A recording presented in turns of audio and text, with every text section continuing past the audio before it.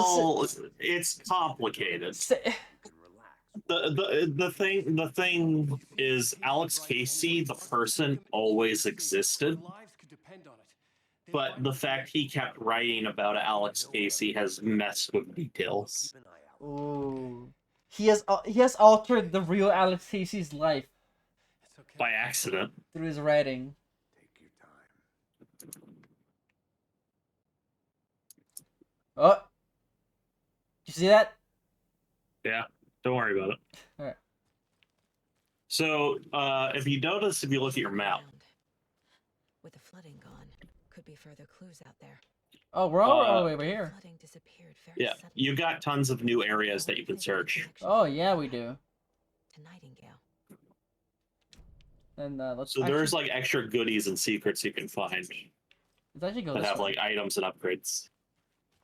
But yeah, go wherever you need to.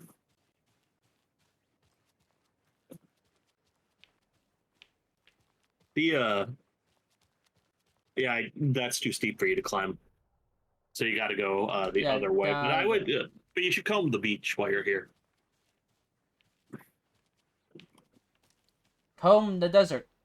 We ain't find shit.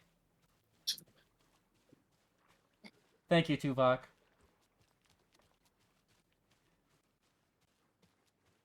As in, I'd rather come to the desert for Dark Helmet instead of Janeway. Now you gotta find Hogan's bones with Janeway. But technically, it was Neelix who gave that order. Yeah, but she put a non-Starfleet officer in charge of lives. Just because she liked him, I guess. Why do I gotta take orders from Neelix? I'm a Starfleet officer. We're a military organization, and he's just a guy. He's just a guy. He's going to be a sleazy slimeball character early on, but then we dropped that like 3 episodes in.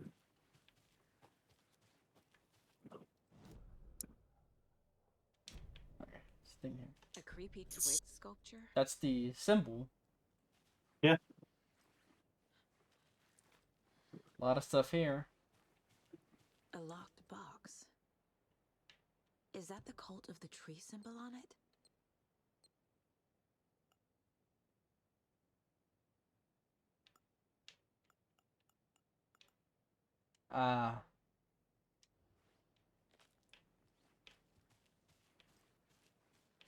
Is that all that's here? Yeah?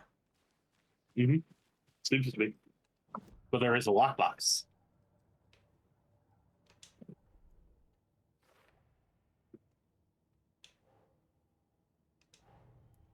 Nightingale goes missing for 13 years, shows up murdered, and then turns into a monster. After I stop Nightingale, a rider who's also been missing for 13 years turns up. Not murdered. What's the connection? What kind of case is this? And this case is now closed. Yes.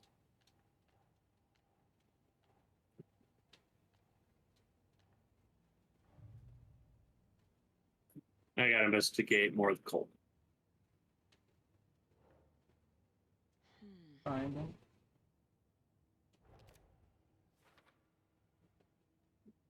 Marking territory, a warning, feels derivative.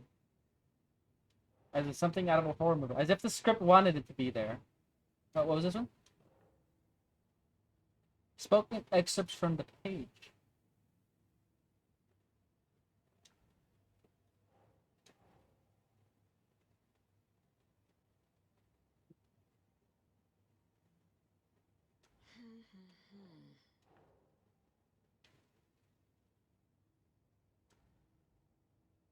Right, I would say writing part of ritual. Yeah. The undertaking we're speaking strangely to. The pages are clearly connected, but how?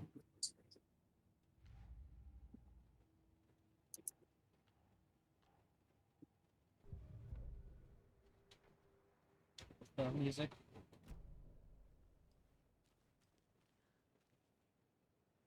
So that is a lockbox of supplies.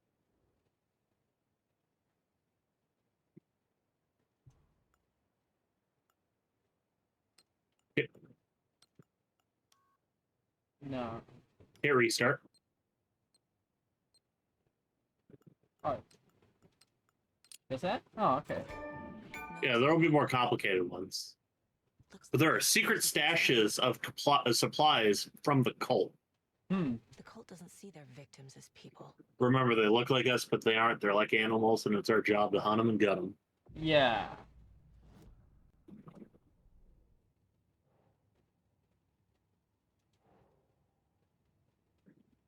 I'll be in psychology.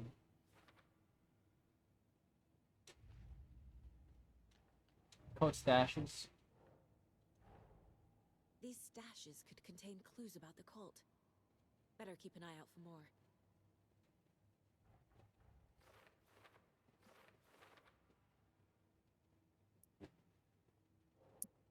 Stash found at the Cauldron Lake shore. That's it. There's a note inside encouraging cultists to dehumanize their victims. Yep. Okay.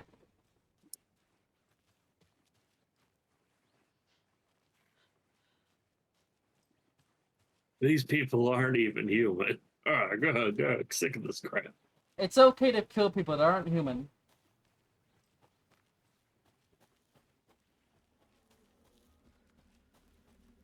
And there's the tree now in the physical world open. Yeah. If you remember when you were playing as Nightingale before he got stabbed, it was open then too. Yeah. He'd been on the trail of the writer forever. The writer he despised. Hemingway, Bukowski, Wake. I'll get you. I'll find you. I'll make you pay. You're in over your head. He descended into the tunnels, from the Dark City, into the ocean of darkness. Next stop, Caldera Street Station. Something, a presence, rumbled. Not a train. Shadows shifted on the platform. The writer's cult waited for him there.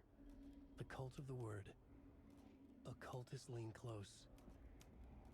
I carry his words close to my chest now. You're not allowed in the lake until he says otherwise. He'd be caught, murdered. They got him. They didn't get him. He was reborn out of hate.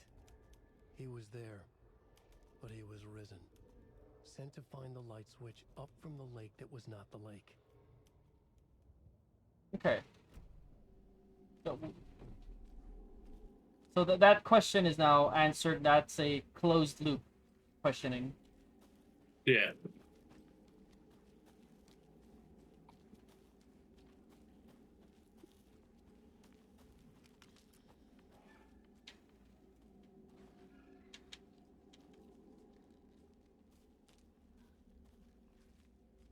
Is that a deer noise?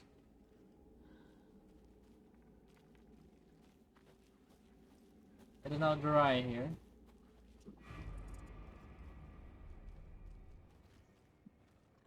Oh, wolf. No, it's a wolf. Not a normal wolf. Yeah, clearly. Wait.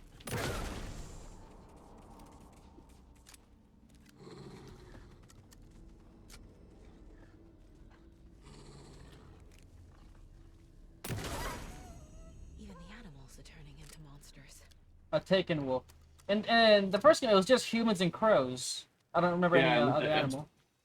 Yeah, in this game, it's humans and wolves. Hmm. Sometimes objects would get controlled by darkness too. Yeah, you have to shine your light on them to destroy them. Like you get shit thrown at you or trucks driven at you. Mm-hmm. I remember. Okay, all kinds of garbage. That just like I'm gonna hit you in the head, Alan. Better do your witch time dodge.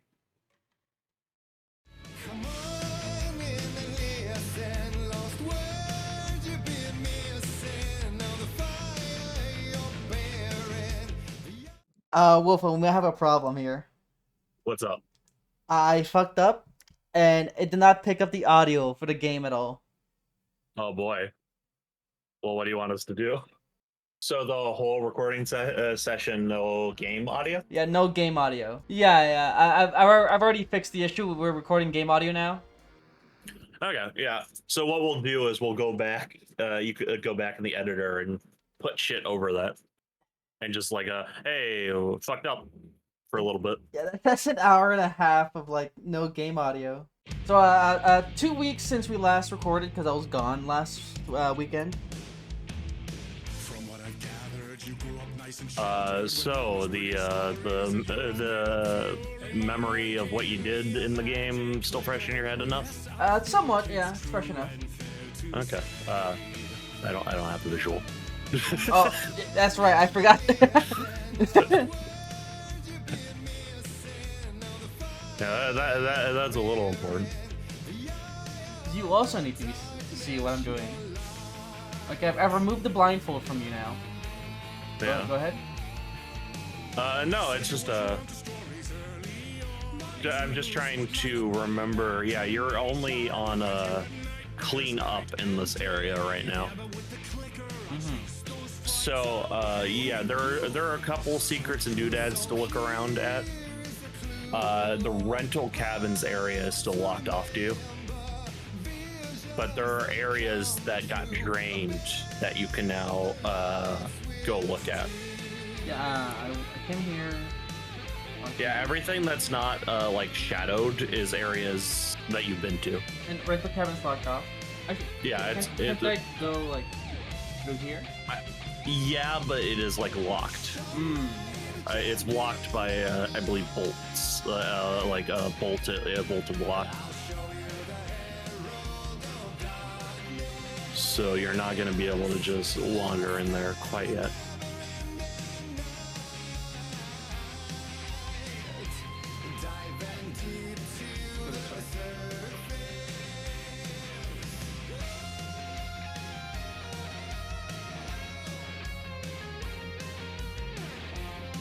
So now I didn't rewatch the movie, but I watched a review of Eraserhead. Yeah. How's your memory on that movie? Pretty good, pretty good. I like Eraserhead quite a bit. It is great and kind of just fucking sad. Yeah, it's okay. The lady in the radiator. Spoilers, by the way, for this movie. That's like a couple years old. Multiple years old. But the lady in the radiator. Like, do you think the movie ends with him killing himself? It's like I don't want it to be that because that makes me sad, but I can't see how it's not that. Because I don't like it's the thing of I would want it to be a happier, upbeat ending, but I don't see how you make that situation better.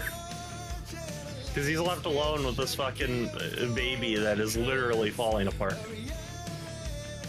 I'm like, what's he gonna do? He's gonna give it up to adoption? He's gonna call the fucking X-Files? No, I think he's just fucked. Like I'm not taking the baby falling apart literally. Yeah, that's a fair point. That's a fair point. It's like that could entirely be a metaphorical. Like the baby was born deformed, and like I'm going. The way the baby looks is like partially literal. Yeah, you know that is a fair way to look at it. To full credit, is it could entirely be that how messed up the baby is physically could entirely be metaphorical. It could have slight deformation, or you could interpret it as like it being so physically messed up in appearance is just how like mentally like judging the parents both are of what theoretically could be a much smaller, simpler a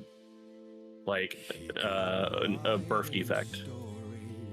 Even if it was just like a normal baby, that's a lot of stress to put on, like presumably at most like early 20-year-olds.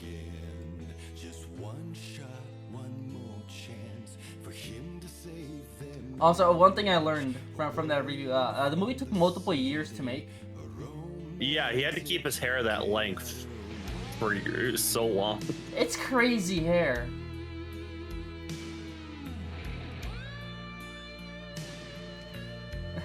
Like, why is his hair like that?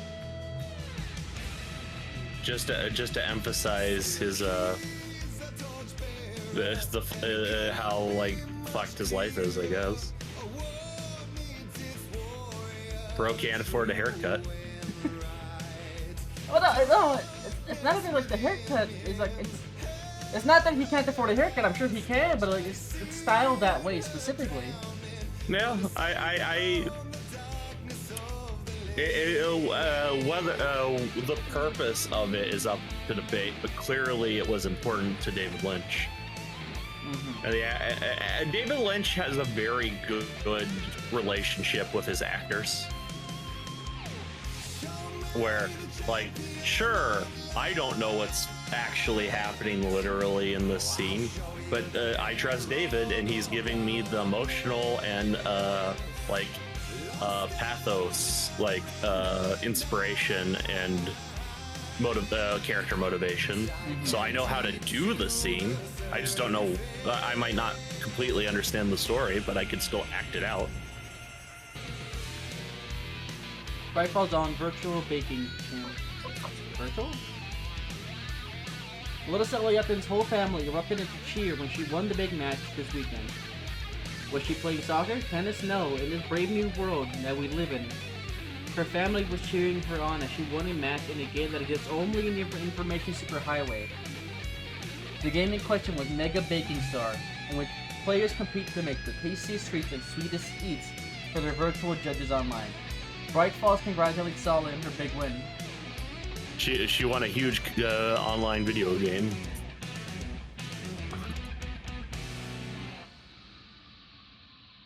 Is hiking good for depression? Yeah. I mean, like, any activity, like, aside from just, like... I do like Nothing. that one of these is like, hey, people keep getting attacked near Cauldron Lake. And the other is, hey, if you go to Cauldron Lake, bring a flashlight, especially if it gets dark.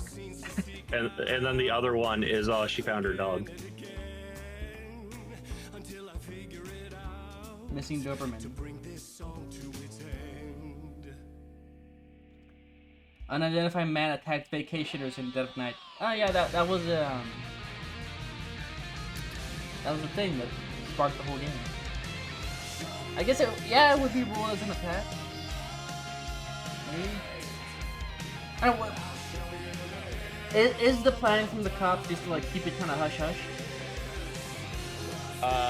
Yeah. If you remember from Alan Wake 1, more people know about the lake and the supernatural bullshit than they like to put on. But not everyone knows. Like, there's some people who know, oh yeah, there's fucked up monsters there. If you remember the lamp lady, who is just the log lady, from Twin Peaks in Alan Wake 1, she is the last of an organization called the Torchbearers. Yes, I remember that. And the Torchbearers were founded by members of the community decades ago to try to keep the darkness and the monsters that could come out of the Cauldron Lake like back and keep everything. And that's why she was so obsessed with light. But she was like the last really active torchbearer.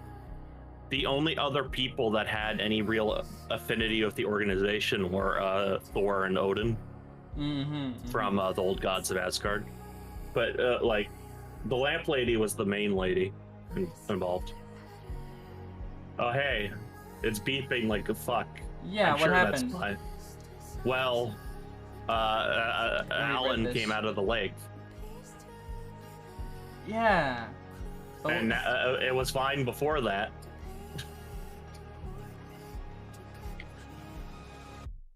where's the guy? Well, he finished fixing it and left, and then it immediately activated. Well, now he's got to come back. Okay. I do like them discussing fiction and other aspects actually affecting reality as altered world events in the Control DLC, which is it really I really appreciate that naming convention because it's altered world events. Also, you call it an AWE, and it came out in the Alan Wake expansion. The fucking Sam Lake is great. That's silly. I should play Control then. Control is good. Jessie is she's in the DLC as a playable character, but I have not played the DLC yet, so I don't know exactly what she does. Jessie being the protagonist of Control. Mm-hmm. I think part of what they do with, I mentioned this last time about Tim Breaker being the same face and actor as the main character of Quantum Break. Yeah. I wonder if part of why they did that instead of being like, because based on story events of that game, I can understand it not just being the same exact guy. But I wonder if part of changing the name was also if they have the rights to Quantum Break or not at Remedy. Because I know Remedy made it for Microsoft, but I don't know if Microsoft retains the rights or they do. Quantum Break is unfortunate because there's a lot of really cool stuff in that game, but a lot of it is also held down by Microsoft meddling. Because if you remember, that was a big grab by Microsoft as an exclusive, because that was supposed to be their we can do TV and video games on the Xbox One launch console thing. Though I don't think it came out at launch. I think it came out a little later. But they got Remedy because Remedy is really good at intersplicing live action content into like video games. Oh yeah, they are. So they are the go-to studio for that. But I think the big problem was the ratio of video game to television with Quantum Break. And another big problem with that is in Quantum Break, they're like, oh, okay. We have to make half of this a TV show, so you're gonna just watch a TV show now. And because the Xbox is the Xbox, and they have a very fast time till your fucking your controller goes to sleep or your console goes to sleep, that your controller would just start to turn off during the cutscenes. Oh my god. And Xbox didn't think about that. It was like, uh-oh. Microsoft really stumbled with the Xbox One, and it's unfortunate they never really recovered. Back to the car? Yeah. Okay, yeah. Did you, well, hold on.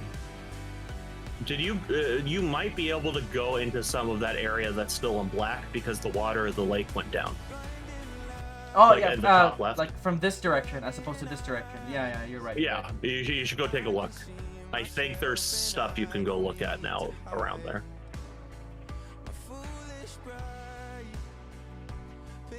Which, it's funny, because the longer you do this, the more Casey has to sit there awkwardly next to Alan Wake. The longer you take, the more they just have to sit there. I really like how much Casey wants to be a huge dickhead to Alan, but that he sees Alan, who's like a soaked like dog, who doesn't know where he is, and he's like, "Oh, enemies." He's like, I can't bully this guy, even though I don't like him. I feel bad now.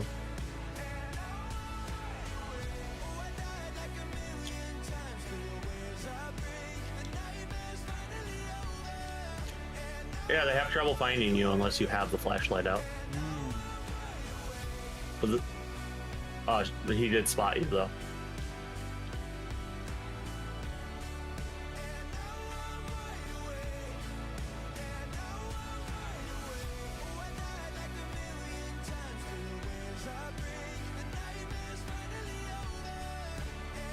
Remember, this game has witch time. I really like the perfect dodge timing is different in Alan Wake 2 than 1. So, and because I played 1 right before I played 2, that threw me off.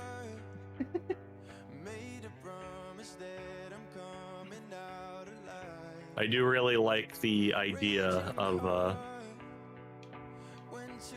the idea of what they do with the combat in this. I'm not gonna name users or on.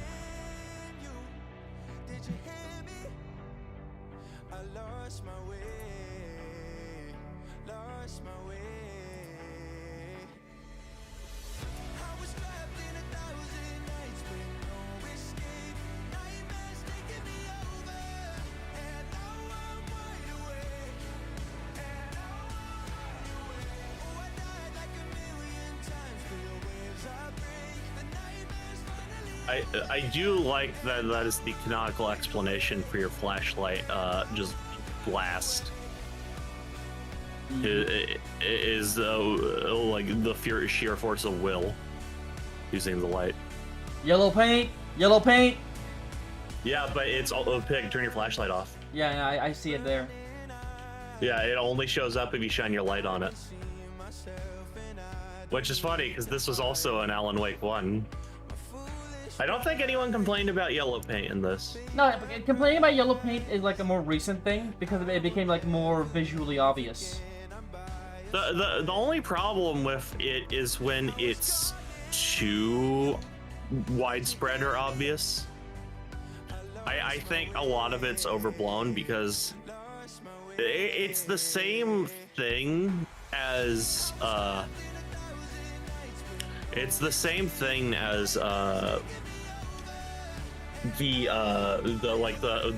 the box you need to break in a video game being slightly higher resolution. Mm-hmm.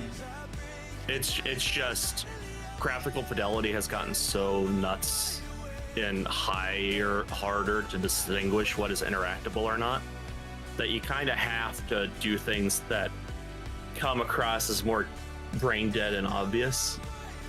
Some games do it better than others. Yeah.